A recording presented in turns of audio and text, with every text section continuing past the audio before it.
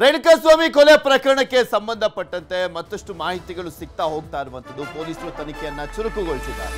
ಕೊಲೆ ಹೇಗಾಗಿತ್ತು, ಡಿ ಗ್ಯಾಂಗ್ನ ಆ ಕ್ರೌರ್ಯ ಹೇಗಿತ್ತು, ಇದರ pin to pin details news 18 ನಿಮ್ಮ ಮುಂದೆ ಇಡ್ತಾ ಇದೆ. ಈಗ ಆಲ್ರೆಡಿ ತೋರಿಸ್ತಾ ಇದ್ವಿ ನಿಮಗೆ ಬೆಳಗ್ಗೆಯಿಂದ ಏನಾಗ್ತಾ ಇದೆ, ಯಾವ ರೀತಿಯಾಗಿ FSL ರಿಪೋರ್ಟ್ನಲ್ಲಿ ಪ್ರಮುಖಾಂಶಗಳನ್ನ ಉಲ್ಲೇಖ ಮಾಡಲಾಗ್ತಾ ಇದೆ, ಅದರ ಎಕ್ಸ್ಕ್ಲೂಸಿವ್ ಆದಂಥ ಸ್ಟೋರಿಯನ್ನು ಮತ್ತೊಮ್ಮೆ ನಿಮ್ಮ ಮುಂದೆ ಇಡುವಂಥ ಕೆಲಸ ಮಾಡ್ತಾ ಇದ್ದೀವಿ.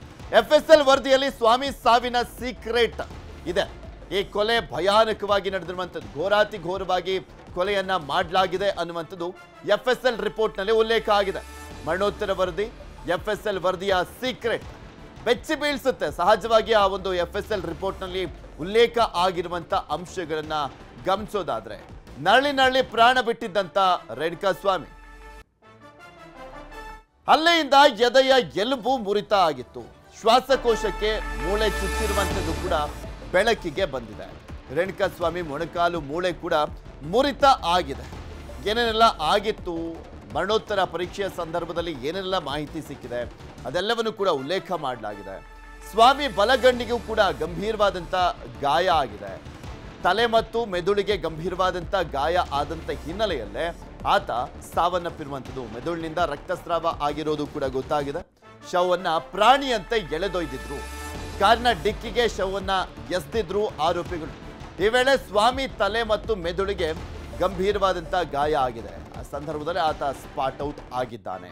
ನರಳಿ ನಂತರ ಅಲ್ಲೇ ಸಾವನ್ನಪ್ಪಿದ್ದಾನೆ ಅಂತ ಗೊತ್ತಾಗ್ತಿದ್ದ ಹಾಗೆ ಕಾರಿನ ಡಿಕ್ಕಿಯ ಒಳಗಡೆ ಎಳ್ಕೊಂಡೋಗಿ ಆತನ ಮೃತದೇಹವನ್ನ ದರ ಅಂತ ಎಳ್ಕೊಂಡೋಗಿ ನಂತರ ಬಿಸಾಕಿದ್ದಾರೆ. ದರ್ಶನ್ ಬಟ್ಟೆಯ ಮೇಲೆ ಸ್ವಾಮಿಯ ರಕ್ತ ಪತ್ತೆ ಆಗಿತ್ತು.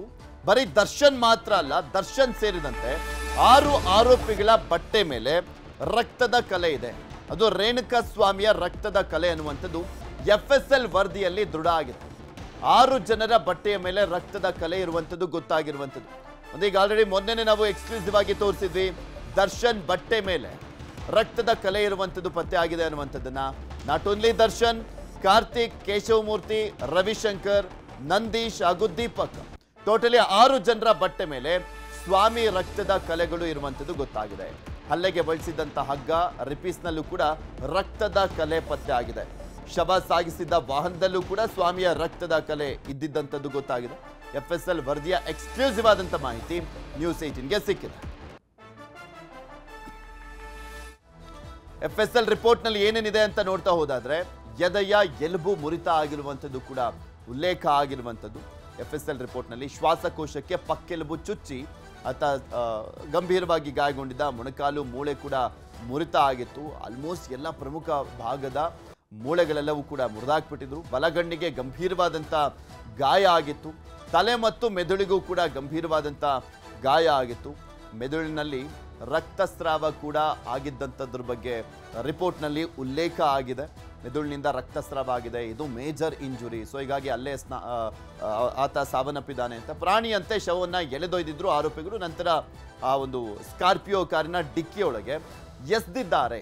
ಪ್ರಾಣಿಯನ್ನ ಯಾವ ರೀತಿಯಾಗಿ ಎಸಿತಾರೆ ಆ ರೀತಿಯಾಗಿ ಎಸ್ದಿದ್ದಾರೆ. ದರ್ಶನ್ ಬಟ್ಟೆಯ ಮೇಲೆ ಸ್ವಾಮಿ ರಕ್ತದ ಕಲೆ ಪತ್ತೆ ಆಗಿದೆ. ದರ್ಶನ್ ಜೊತೆಗೆ ಇನ್ನು 6 ಜನ ಆರೋಪಿಗಳ ಬಟ್ಟೆ ಮೇಲೂ ಕೂಡ ಸ್ವಾಮಿ ರಕ್ತದ ಕಲೆ ಇರುವಂಥದ್ದು ಗೊತ್ತಾಗಿದೆ FSL ರಿಪೋರ್ಟ್ನಲ್ಲಿ.